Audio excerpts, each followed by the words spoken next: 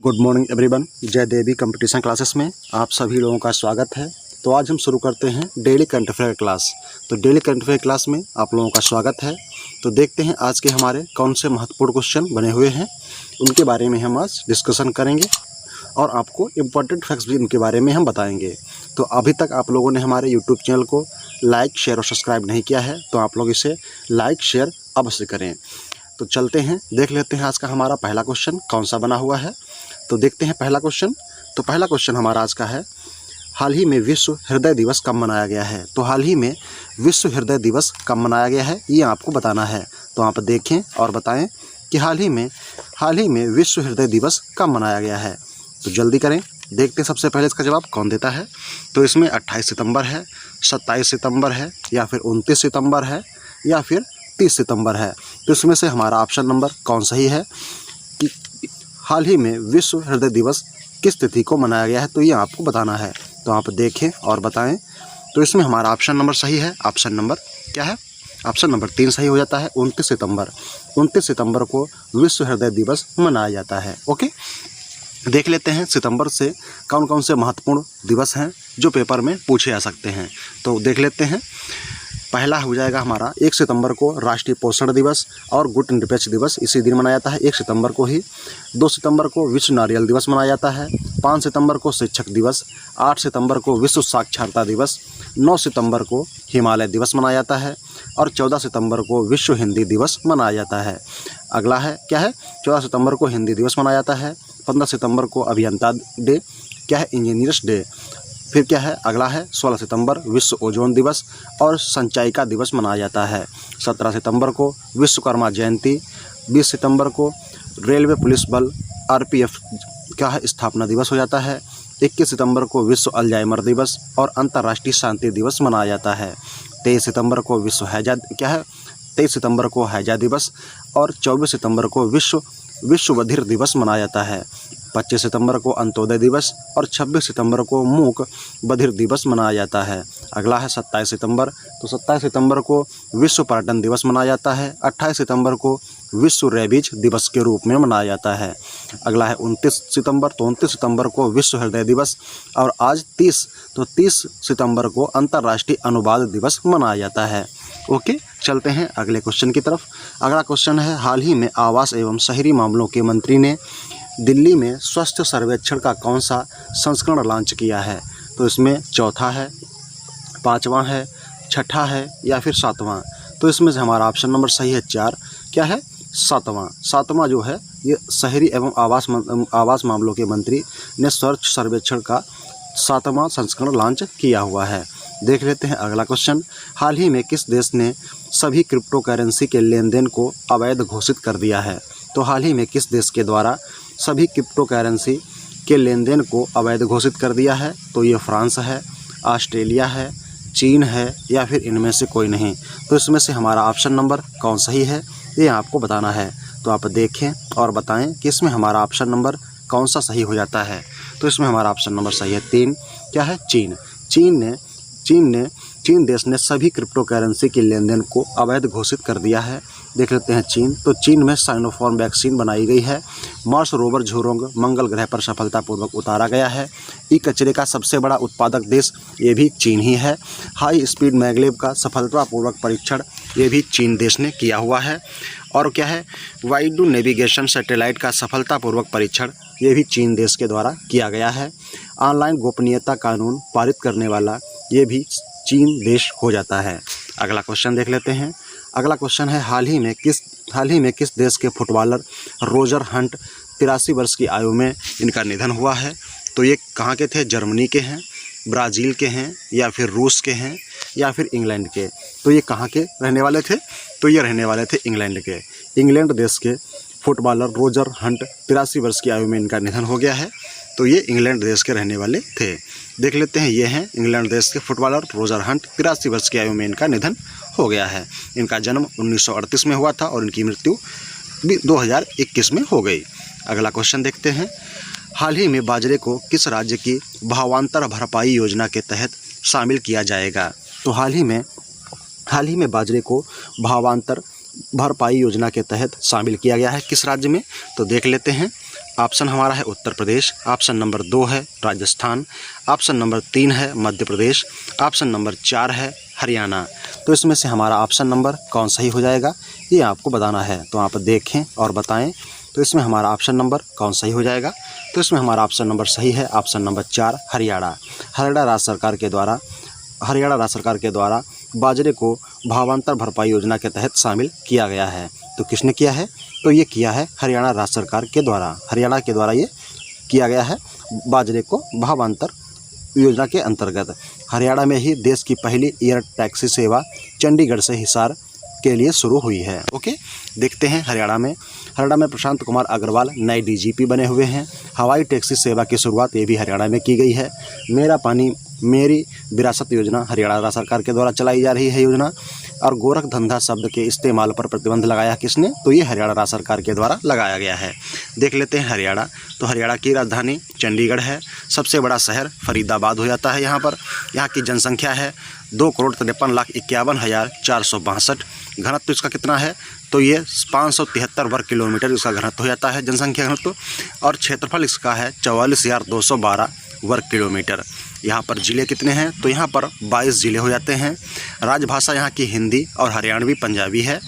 गठन इसका 1 नवंबर 1966 में हुआ था। कब हुआ था? तो गठन इसका 1 नवंबर 1966 में हुआ था। सरकार हरियाणा सरकार है। यहाँ पर राज्यपाल हैं बंडारू दत्तात्रेय। कौन है? बंडारू दत्तात्रेय यहाँ पर राज्यपाल हो जाते हैं। मुख्यमंत्री हो जाते हैं मनोहर लाल खट्टर। विधानसभा में 1 सदनीय विधानसभा में 90 सीटें और लोकसभा में यहाँ पर 10 सीटें हैं। राज्यसभा में 5। यहाँ का उच्च न्यायालय पंजाब और हरियाणा संयुक्त उच्च न्यायालय हो जाता है। अगला क्वेश्चन देखते हैं। हाल ही में ग्रीस ने 3 युद्धपोत खरीदने के लिए किस देश के साथ रक्षा समझौते पर हस्ताक्षर किए हैं? तो हाल ही में ग्रीस ने 3 युद्धपोतों को खरीदने के लिए किस देश के साथ रक्षा समझौते पर हस्ताक्षर किए हैं? तो इसमें से हमारा ऑप्शन से देख लेते हैं। ऑस्ट्रेलिया है, ऑप्शन 2 है दक्षिण कोरिया, ऑप्शन नंबर 3 है अफ्रीका और ऑप्शन नंबर हमारा 4 हो जाता है फ्रांस। तो इसमें से हमारा ऑप्शन नंबर कौन सही है? तो इसमें हमारा ऑप्शन नंबर सही है 4। क्या है? फ्रांस देश के साथ में ग्रीस ने 3 युद्धपोत खरीदने के लिए रक्षा समझौते पर हस्ताक्षर किए हुए हैं। तो देखते हैं अगला क्वेश्चन। हाल ही में केंद्र सरकार ने मिड डे मील योजना का नाम बदलकर क्या कर दिया है? तो हाल ही में केंद्र सरकार ने मिड डे मील योजना का नाम बदलकर क्या कर दिया है? तो इसमें हमारा ऑप्शन है भोज पोषण, या फिर है पीएम पोषण स्कीम, या फिर हो जाएगा पोषण मिल, या फिर इनमें से कोई नहीं। तो इसमें से हमारा ऑप्शन नंबर सही है 3। क्या है? ऑप्शन नंबर 2 सही है पीएम पोषण स्कीम। पीएम पोषण स्कीम को केंद्र सरकार ने मिड डे मील का नाम बदलकर पीएम पोषण स्कीम रख दिया है। अगला क्वेश्चन है। हाल ही में फूमियो किसिंडा किस देश के अगले प्रधानमंत्री बने हैं? तो हाल ही में फूमियो किसिंडा किस देश के अगले प्रधानमंत्री बने हैं? तो ये बने हैं सिंगापुर के, या फिर बने हैं दक्षिण कोरिया के, या फिर बने हैं जापान के, या फिर बने हैं ये उत्तर कोरिया के। तो इसमें से हमारा ऑप्शन नंबर कौन सही हो जाता है? तो आप देखें और बताएं। फूमियो किसिंडा किस देश के अगले प्रधानमंत्री बने हैं? तो ये बने हुए हैं कहाँ के? जापान के फूमियो किसिंडा ये अगले प्रधानमंत्री नियुक्त हुए हैं। तो देख लेते हैं जापान की राजधानी टोक्यो है। सबसे बड़ा नगर भी टोक्यो ही है और यहाँ की राष्ट्रभाषा जापानी है। सरकार में ये संसदीय प्रणाली एवं संयुक्त वैधानिक राजतंत्र है। यहाँ पर सम्राट यहाँ के हैं नारुहितो और प्रधानमंत्री यहाँ के हैं योशिहिदे सुगा। ठीक है। और यहाँ का विधानमंडल इसको क्या कहते हैं? तो इसको राष्ट्रीय डाइट के नाम से जाना जाता है। ओके, देख लेते हैं अगला क्वेश्चन। तो अगला क्वेश्चन हमारा क्या हो जाता है? अगला क्वेश्चन हमारा क्या है? अगला क्वेश्चन देख लेते हैं। तो ये हैं फूमियो किसिंडा जापान देश के अगले प्रधानमंत्री। ठीक है, इनका ये फाइल फ़ोटो है। अगला क्वेश्चन देखते हैं।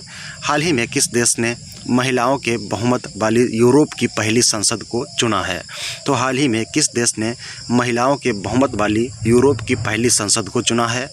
तो ये आयरलैंड है, आइसलैंड है, या फिर न्यूजीलैंड है, या फिर इनमें से हमारा हो जाता है इंग्लैंड। तो इसमें से हमारा ऑप्शन नंबर कौन सही है ये आपको बताना है। तो आप देखें और बताएं कि इसमें हमारा ऑप्शन नंबर कौन सही हो जाएगा।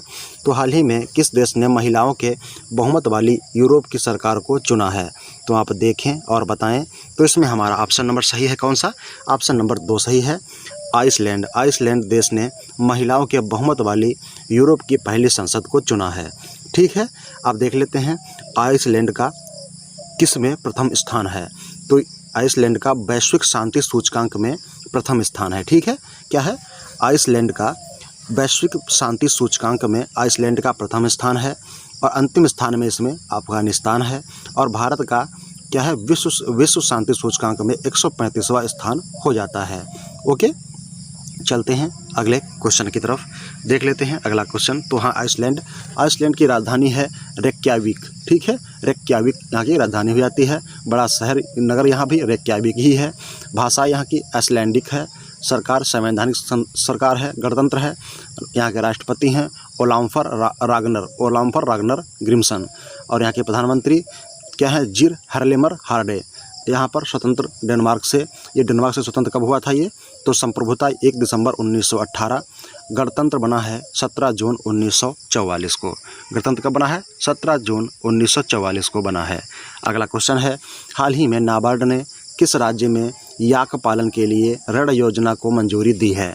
तो हाल ही में नाबार्ड ने किस राज्य में याक पालन के लिए ऋण को मंजूरी दी हुई है। तो इसमें राजस्थान है, अरुणाचल प्रदेश है, आंध्र प्रदेश है या फिर तमिलनाडु है। तो इसमें से हमारा ऑप्शन नंबर कौन सही है, तो आपको देखना है और बताना है। तो इसमें हमारा ऑप्शन नंबर कौन सही हो जाएगा। तो इसमें हमारा ऑप्शन नंबर सही है 2, अरुणाचल प्रदेश। अरुणाचल प्रदेश में नाबार्ड ने याक पालन के लिए ऋण योजना को मंजूरी दी हुई है। कहाँ, अरुणाचल प्रदेश में। ओके, तो देख लेते हैं अगला क्वेश्चन। तो अगला क्वेश्चन है, हाल ही में किसे global life time achievement award 2021 से सम्मानित किया गया है। हाल ही में किसे global life time achievement award से सम्मानित किया गया है। तो देख लेते हैं ऑप्शन, देवव्रत मुखर्जी, दिनेश सहारा या फिर क्या है, विजय गोखले या फिर हो जाएगा हमारा विशाल कुमार। तो इसमें हमारा ऑप्शन नंबर सही है, ऑप्शन नंबर 2, दिनेश सहारा। दिनेश सहारा को ग्लोबल लाइफ अचीवमेंट अवार्ड 2021 से सम्मानित किया गया है। देख लेते हैं, तो ये हैं global life time achievement award 2021 से सम्मानित दिनेश सहारा। ओके, अगला क्वेश्चन देख लेते हैं। अगला क्वेश्चन है, हाल ही में ICICI बैंक ने ओवरड्राफ्ट सुविधा की पेशकश के लिए किसके साथ साझेदारी की है।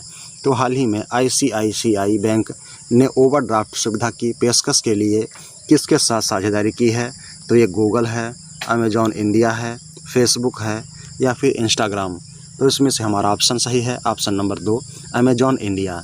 अमेजॉन इंडिया ने ICICI बैंक के साथ ओवरड्राफ्ट सुविधा की पेशकश को मंजूरी दी है। देख लेते हैं अमेजॉन इंडिया, इसकी स्थापना 1994 में हुई थी। हेड ऑफिस इसका सिएटल वाशिंगटन DC में है। ठीक है, सिएटल में है। ओके, अगला क्वेश्चन है, हाल ही में किस देश ने विकसित हाइपर सुपरसोनिक मिसाइल का सफलतापूर्वक परीक्षण किया है।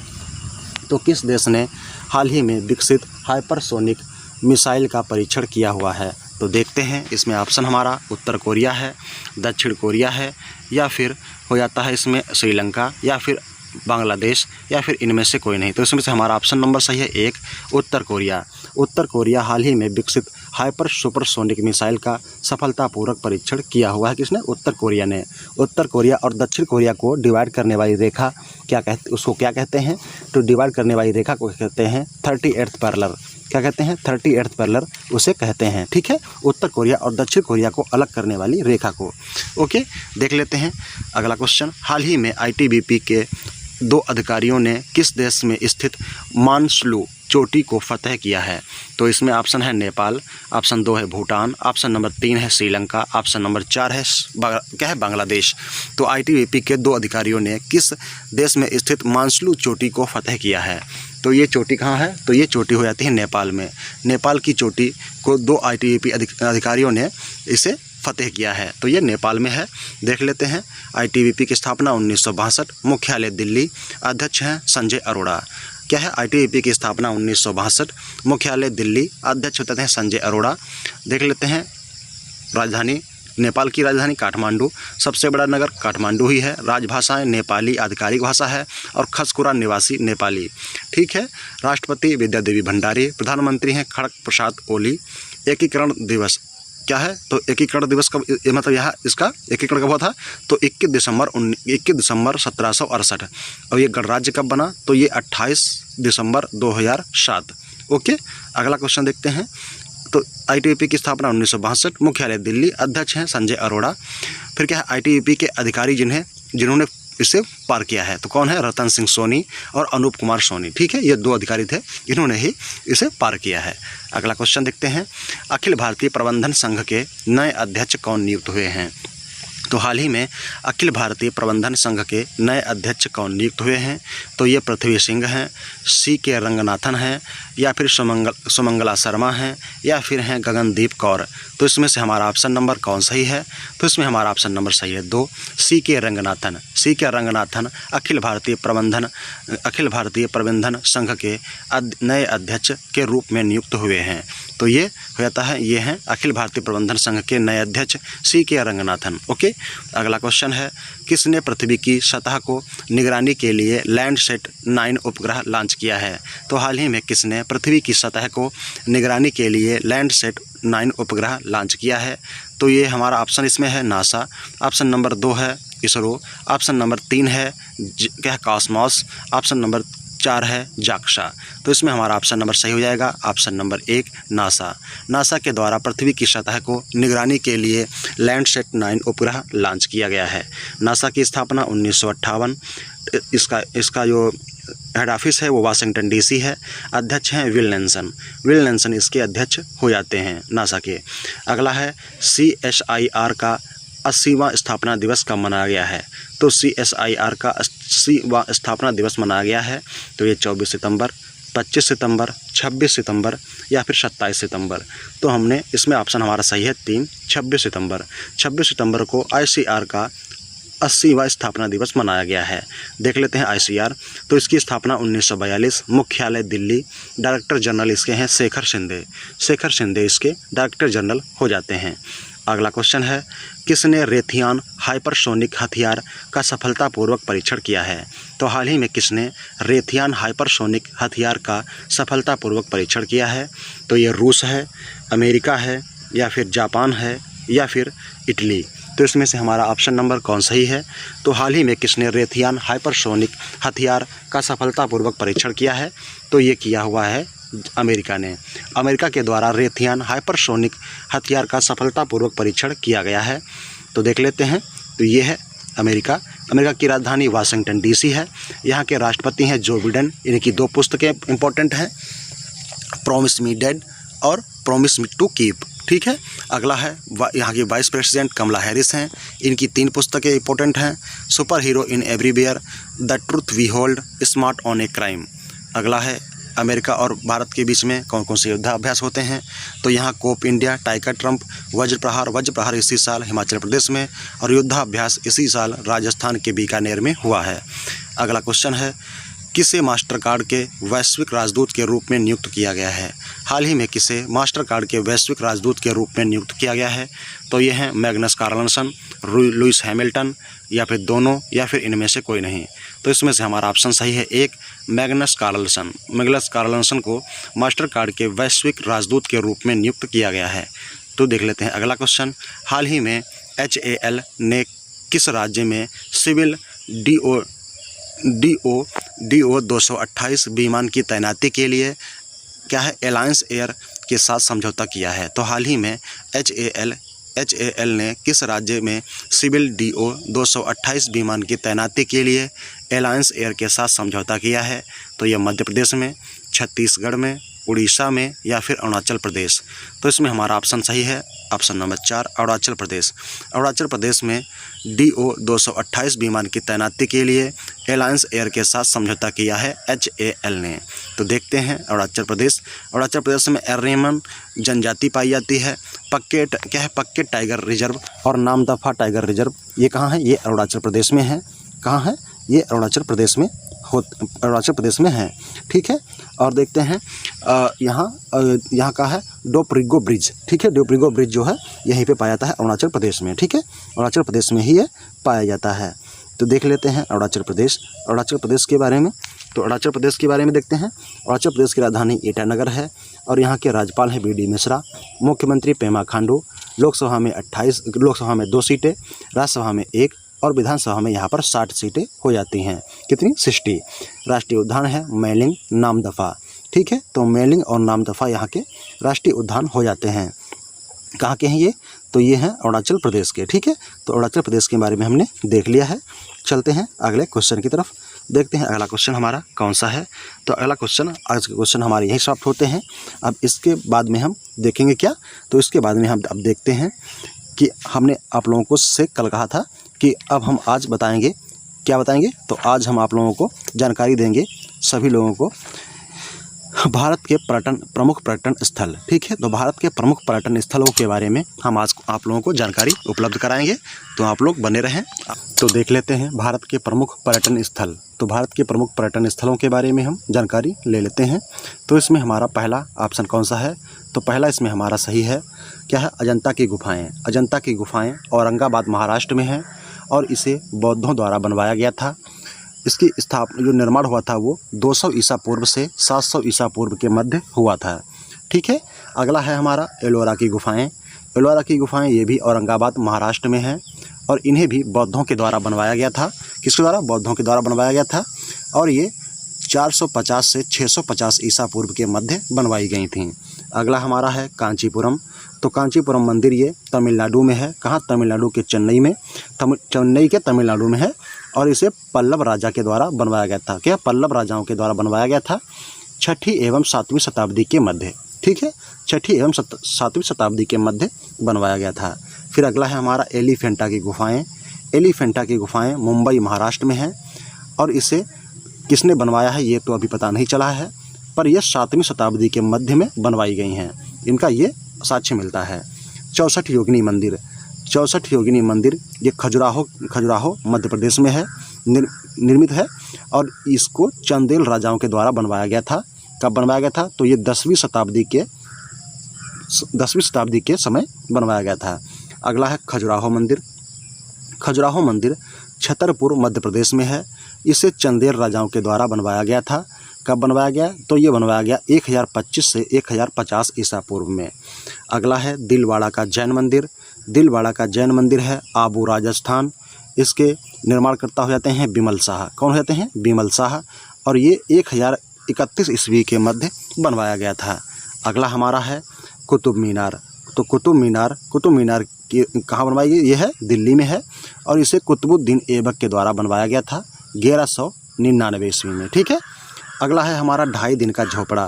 2.5 दिन का झोपड़ा ये कहाँ है? अजमेर राजस्थान में है और इसे कुतुबुद्दीन ऐबक के द्वारा ही बनवाया गया था 1199 ईस्वी में। ठीक है, 1199 ईस्वी में ही इसको बनवाया गया था। किसके द्वारा? तो कुतुबुद्दीन ऐबक के द्वारा। अगला हमारा देख लेते हैं, अगला क्या हो जाएगा?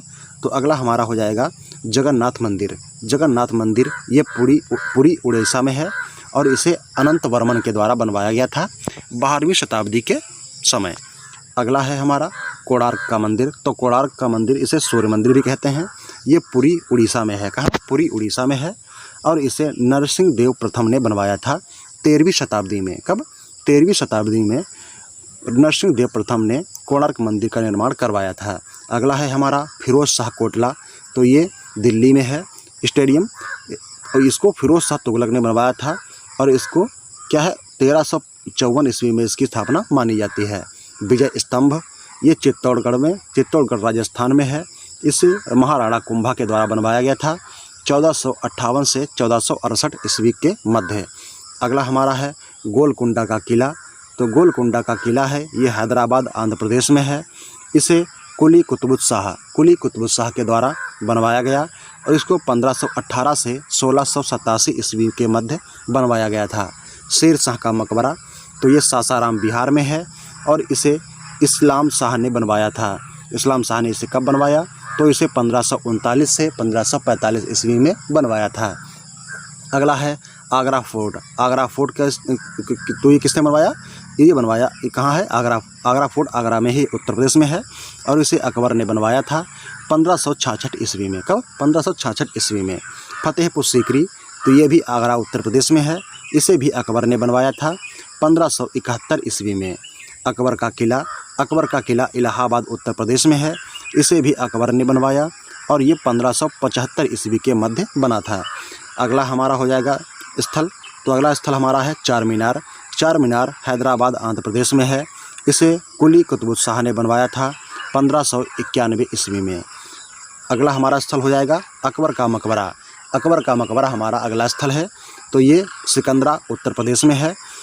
कहाँ? सिकंदरा उत्तर प्रदेश में है, जहाँ इसकी स्थापना जहांगीर के द्वारा 1613 ईस्वी में की गई थी। ताजमहल आगरा उत्तर प्रदेश में है। इसकी स्थापना शाहजहाँ के द्वारा 1630 से 1652 के मध्य हुई थी। शालीमार बाग, तो शालीमार बाग जो है इसकी स्थापना जम्मू ये कहाँ है? तो शालीमार बाग की स्थापना जम्मू कश्मीर में जहांगीर के द्वारा की गई थी, और ये इसकी जो समय अवधि है वो पता नहीं चली है। अगला क्वेश्चन देखते हैं। तो अगला हमारा क्या है? अगला हमारा हो जाता है जामा मस्जिद। जामा मस्जिद दिल्ली में है, शाहजहाँ द्वारा बनवाई गई, और ये 1650 से 56 ईस्वी में। अगला हमारा है मोती मस्जिद। मोती मस्जिद है दिल्ली में। इसे औरंगजेब ने बनवाया। कब बनवाया? तो 1659 ईस्वी में। हुमायूं का मकबरा, ये भी दिल्ली में है। इसे किसने बनवाया? तो इसको हुमायूं की बेगम 1665 से 1674 में बनवाया गया। बीबी का मकबरा, ये औरंगाबाद महाराष्ट्र में है। इसे औरंगजेब ने बनवाया। कब बनवाया? तो ये 1679 ईस्वी में बनवाया था। अगला हमारा है जंतर मंतर। जंतर मंतर दिल्ली जयपुर, ठीक है, दिल्ली और जयपुर में है। इसे राजा सवाई जयसिंह ने बनवाया था 1724 ईस्वी में। अगला हमारा है बड़ा इमामबाड़ा। बड़ा इमामबाड़ा लखनऊ उत्तर प्रदेश में है। इसे नवाब आसफुद्दौला ने 1784 ईस्वी में बनवाया था। अगला हमारा है हवा महल। तो हवा महल ये जयपुर राजस्थान में है। इसे महाराणा प्रताप सिंह ने बनवाया था 1799 ईस्वी में। कब? 1799 ईस्वी में। अगला हमारा स्थल हो जाएगा स्वर्ण मंदिर की छत का निर्माण। तो स्वर्ण मंदिर की स्वर्ण छत का निर्माण अमृतसर पंजाब में। कहाँ है ये मंदिर? तो अमृतसर पंजाब में है। इसका जो स्वर्ण मंदिर का छत है वो महाराजा रणजीत सिंह ने बनवाया था 1802 ईस्वी में। फिर है छोटा इमामबाड़ा, ये भी लखनऊ उत्तर प्रदेश में है। इसकी स्थापना मोहम्मद अली शाह ने 1837 ईस्वी में की थी। हाई कोर्ट, तो हाई कोर्ट मुंबई महाराष्ट्र में है। ब्रिटिश सरकार के द्वारा इसकी स्थापना हुई थी 1878 ईस्वी में। बेलूर मठ, तो बेलूर मठ कोलकाता पश्चिम बंगाल में है। ये रामकृष्ण मिशन एवं स्वामी विवेकानंद के द्वारा स्थापित हुआ था। कब? 1899 ईस्वी में। कब हुआ था? 1899 ईस्वी में इसकी स्थापना हुई थी। अगला हमारा है शांति निकेतन। शांति निकेतन की स्थापना पश्चिम बंगाल रविंद्रनाथ टैगोर के द्वारा हुई 1905 ईस्वी में। कब? 1905 ईस्वी में। साबरमती आश्रम अहमदाबाद गुजरात में है। इसकी स्थापना महात्मा गांधी के द्वारा 1916 ईस्वी में हुई थी। आनंद भवन, ये अगला इसमें हमारा है क्या है? Gateway of India. तो गेटवे ऑफ इंडिया की स्थापना कहाँ हुई? मुंबई महाराष्ट्र में, ब्रिटिश सरकार के द्वारा 1924 ईस्वी में। अगला हमारा है राष्ट्रपति भवन। राष्ट्रपति भवन है दिल्ली। ये इसे ब्रिटिश सरकार के द्वारा 1929 ईस्वी में बनवाया गया। अगला है जिम कॉर्बेट पार्क, ये नैनीताल उत्तराखंड में है। इसे सर मैकलम हैले ने 1935 ईस्वी में बनवाया था। तो ये हमारे आज के हो गए भारत के प्रमुख पर्यटन स्थल। तो हमने भारत के प्रमुख पर्यटन स्थलों के बारे में पूर्ण जानकारी प्राप्त कर ली है। अब हमारा कल क्या होगा? तो कल हमारा होगा राजधानी एवं मुद्राएं। ठीक है, कल हम राजधानी एवं मुद्राएं इनके बारे में जानकारी प्राप्त करेंगे। तो चलते हैं। तो आज का हमारा करंट अफेयर का क्लास ये समाप्त हुआ। Thank you, thanks for watching, धन्यवाद।